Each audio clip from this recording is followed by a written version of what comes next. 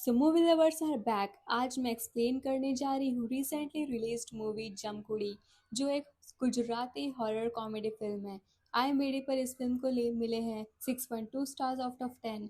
सो earphones को काम पे लगाइए, चैनल को सब्सक्राइब करिए and let's get move in. Film की शुरुआत होती है गुजरात के एक रानीवाड़ा गांव से, जहां एक लड़की रात को अपने फ़ोन पर गरबा म्यूजिक सुन रही होती है। तभी उसके आसपास एक साया भटकता हुआ दिखता है और अगले ही पल कोई उसे खींचकर गायब कर देता है। यहीं से स्टोरी 2 दिन पहले चली जाती है, जहां वो लड़की और उसकी दो दोस्त गांव में गरबा खेल रही होती हैं। तभी गांव का एक आदमी आकर उनका स्पीकर तोड़ देता है और बताता है कि इस गांव में नवरात्रि मनाना या गरबा खेलना मना है, क्योंकि जो भी ऐसा करता है उससे गांव की चुड़ैल जमकुड़ी उठा ले जाती है। लोकल बिलीफ के मुताबिक जो गांव में गरबा करेगा वो जमकुड़ी का भोग बन जाएगा। इन लड़कियों में से एक लड़की किंजल होती है, जो शहर से आई होती है और बाकी लड़कियों को गरबा सिखा रही होती है। किंजल समझदार थी, इसलिए वो उस आदमी को जमकुड़ी के नाम पर अंधविश्वास कहती है। जो लड़की शुरुआत में गायब हुई थी वो गांव के सरपंच की बेटी थी।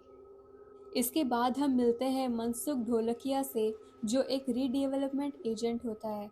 वो रानीवाड़ा जाने का रास्ता पूछता है और एक चाय की टपरी पर रुकता है, जहाँ दो अजीब लोग मिलते हैं। दोनों में से एक का नाम चमचे पाँच और दूसरे का नाम ये दोनों उसे वार्न करते हैं कि गांव के आसपास जो रानीवाड़ा है वहां जाना ठीक नहीं, क्योंकि वहां जमकुड़ी नाम की चुड़ैल है। मनसुख वार्निंग इग्नोर करके वाड़ा पहुंचता है और वहां बाबू मिस्त्री, एक रियल एस्टेट एजेंट से मिलता है। बाबू उसे वाड़ा दिखाता है, तभी मनसुख उससे जमकुड़ी के बारे में पूछता है। इस पर बाबू मिस्त्री उसे जमकुड़ी की कहानी सुनाता है। कहानी के मुताबिक सालों पहले राजा इंद्रजीत का राज था और उसकी 100 रानियां थी। उनमें से 99 रानियां खुशी से रहती थी, लेकिन 100वीं रानी थी जमकुड़ी, जो बाकी रानियों से जलती थी। जमकुड़ी को अकेले सारा दौलत चाहिए था, इसलिए उसने सारी रानियों को जलते तेल से मार दिया और खुद भी आग लगाकर जलकर मर गई। तभी से उसकी आत्मा वाड़ा में भटक रही है और खजाने की रक्षा करती है। इस डर की वजह से गांव में सालों से न नवरात्रि मनाई जा रही है और ना ही गरबा खेला जाता है। इस पर मनसुख को लालच आता है और वो बाबू मिस्त्री के साथ मिलकर खजाना ढूंढकर हाफ हाफ बांटने का डिसाइड करते हैं। बाबू मिस्त्री मनसुख को लेकर वाड़ा के नीचे एक अंडरग्राउंड गुफा में खजाना ढूंढने जाता है, लेकिन मनसुख अचानक गायब हो जाता है। बाद में इंस्पेक्टर ओमकार के साथ बाबू जब उसे ढूंढने जाता है वहां, तो उन्हें कुछ अजीब आवाज सुनाई देती है, इसलिए वो भी बाहर आ जाते हैं। गांव वाले गुस्सा हो जाते हैं और बाबू पर इल्जाम लगाते हैं कि उसने रानीवाड़ा का ताला तोड़ा और जमकुड़ी को गुस्सा दिला दिया, जिससे लड़कियां गायब हो रही हैं। यहीं से एंट्री होती है फिल्म की मेन हीरो बाबला की, जो शहर में रहता है और शादी के लिए लड़की ढूंढ रहा होता है। उसका दोस्त घेल भी वहां होता है। दोनों पुलिस लॉकअप में एक अजीब बाबा से मिलते हैं, कालीचरण बाबा, जो भविष्यवाणी करता है कि बाबला की 100 शादियां होंगी, लेकिन बाबला उसे ढोंगी समझकर पीटने लगता है। ओमकार बाबला को गांव वापस लाता है ताकि वो गांव वालों को समझा सके। बाबला ओपनली कहता है कि जमकुड़ी सिर्फ अंधविश्वास है और वो 10 दिन में सच सामने लाएगा। गांव की राज फैमिली में हम मिलते हैं वीना बहन से, जो वाड़ा की असली मालकिन होती है। उनका प्लान होता है वाड़ा रेनोवेट करके बेचने का। उनकी भतीजी कुमुद, जो लंदन से आ रही होती है, असल में वाड़ा के लीगल ओनर होती है। वीना बहन उसे इमोशनली मैनिपुलेट करना चाहती है। इसी बीच कुंवर, जो कुमुद का चाचा होता है, वो भी वाड़ा और खजाने पर नजर रखता है। वो लोगों को डराने के लिए फेक जमकुड़ी का ड्रामा करवा रहा होता है। बाबला और कुमुद के बीच धीरे धीरे प्यार डेवलप हो जाता है। वहाँ वाड़ा रेनोवेट होता है और नवरात्रि का फंक्शन प्लान किया जाता है। इसी दौरान वीना बहन अपनी ही बेटी पारुल को गायब करवा देती है, ताकि कुमुद की सिंपैथी जीत सके। इस बीच बाबला की बहन किंजल की शादी तय हो जाती है, लेकिन बाबला को पता चलता है कि किंजल को शहर में डांस कंपटीशन में भाग लेना है, इसलिए वो किंजल को चुपके से रात में भगा देता है, लेकिन रात में वो भी गायब हो जाती है। लेटर रिवील होता है कि जो 3 जमकुड़ी दिख रही थी वो असल में कुंवर के आदमी थे, लेकिन फिर असली ट्विस्ट आता है। नवरात्रि के दिन पूरा वाड़ा सजाया जाता है और गरबा का उत्सव शुरू किया जाता है। इस पर कुमुद भी पार्टिसिपेट करती है, लेकिन गरबा करते करते कुमुद पर असल जमकुड़ी का पोजीशन हो जाता है। गांव वालों को पता चल जाता है कि जमकुड़ी कुमुद के अंदर आ गई है। इस पर बाबलों को यकीन हो जाता है और उसे कुमुद की फिक्र होने लगती है। घेर और बाबला उसी पुलिस स्टेशन में जाते हैं और उसी बाबा से मिलकर अपनी प्रॉब्लम बताते हैं और उन्हें भी गांव लेकर आते हैं। बाबला बाबा के साथ मिलकर बरगद के पेड़ के नीचे खुदाई करवाता है, जहां जमकुड़ी का संदूक और खजाना मिलता है। जब संदूक खोला जाता है तो उसमें से जमकुड़ी बाहर आती है, जो बहुत गुस्से में लग रही थी।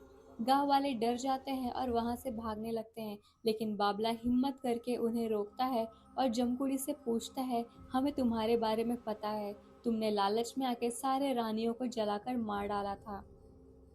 तो जमकुड़ी उससे कहती है, तुम्हें मेरी असली कहानी नहीं पता है। यहीं पर जमकुड़ी अपनी असली कहानी बताती है। असल में जमकुड़ी कोई लालची चुड़ैल थी ही नहीं।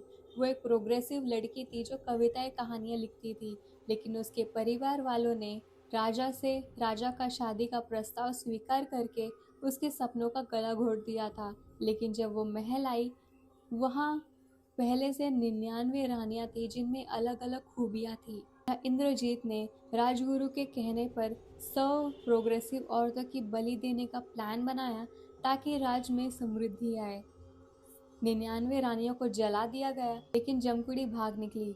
जब गांव वालों ने भी उसकी मदद नहीं की, तो उसने गांव को श्राप दिया कि जब तक औरत का सम्मान नहीं होगा, तब तक नवरात्रि और गरबा नहीं होगा। तो सॉल्यूशन के तौर पर बाबला जमकुड़ी से कहता है कि मैं एक सच्चे मन से तुमसे शादी करने के लिए तैयार हूँ। लेकिन जमकुड़ी कहती है, बाकी रानियों का क्या? फिर उन 100 आत्माओं को शांति देने के लिए बाबला उनसे शादी करने के लिए तैयार हो जाता है, जिसके बाद शादी संपन्न होती है और सभी आत्माएं शांति मिल जाती है। इसके बाद सब लड़कियां वापस आ जाती है। केंजल का रिवील होता है कि वो गायब ही नहीं हुई थी, बल्कि घेल उसे शहर ले गया था, ताकि वो अपने ड्रीम्स पूरे कर सके। बाबला ने कुमुद को देखा नहीं था कि वो वापस आई या नहीं, लेकिन तभी वो वहां पर आकर बाबला से मिलती है। इस पर बाबला बिना किसी देरी के कुमुद से प्यार का इजहार करने लगता है। तभी पीछे से उसका दोस्त घेर उसे आवाज बार बार दे रहा होता है। जब बाबला उसके पास जाता है, तो वहाँ एक लड़की खड़ी होती है जो इंग्लिश एक्सेंट में बात कर रही थी, और उसे रानीवाड़ा का पता चाहिए होता है, और अपना नाम वो कुमुद बताती है, जो नवरात्रि के बाद आई थी। घेर और बाबला शॉक में आ जाते हैं जब पीछे देखता है, वहाँ कोई कुमुद नहीं थी। गांव में फिर से नवरात्रि मनाई जाती है। 100 बेटियां का स्मरण मनाया जाता है और जमकुड़ी को चुड़ैल नहीं, बल्कि बेटी के रूप में अब याद किया जाता है। बाबला और घेल मिलकर बीबीसी मतलब भूत भगाओ कंपनी खोल लेते हैं, जो मिलकर भूत भगाएंगे। और ओवरऑल जमकुड़ी सिर्फ एक हॉरर कॉमेडी नहीं है, बल्कि एक स्ट्रॉन्ग सोशल मैसेज देती है। असली भयानक चीज कोई भूत नहीं, बल्कि सोसाइटी की गंदी सोच होती है।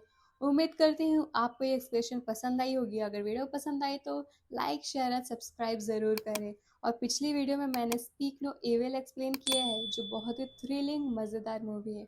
तो आप चाहे तो उसे भी जाकर चेकआउट कर सकते हैं, लिंक इन द डिस्क्रिप्शन।